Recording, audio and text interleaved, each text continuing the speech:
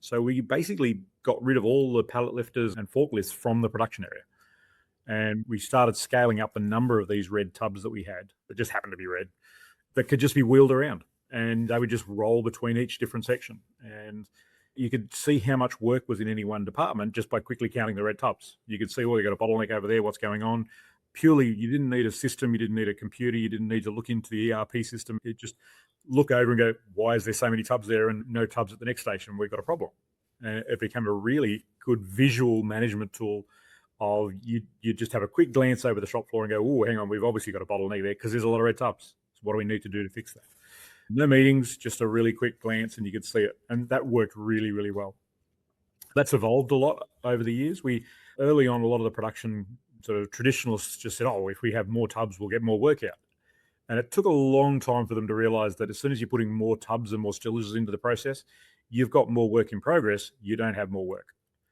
You just have much more work in progress and you've got to move everything to get to it. And all your FIFOs start falling apart. Well, that's a fundamental operation science relationship. I mean, you get a certain amount of WIP into the system, but above that, all you do, you don't really increase your throughput or your velocity, or you don't really increase your throughput, but your cycle times just start going through the roof because everything's sitting around waiting.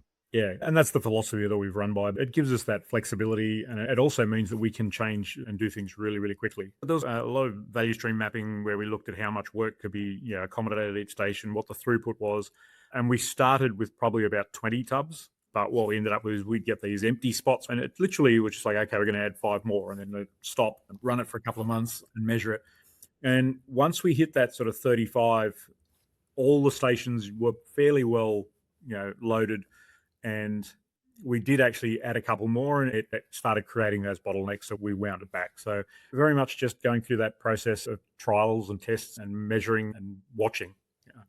So it's rolled back to 35, and that seems to be a nice sweet spot.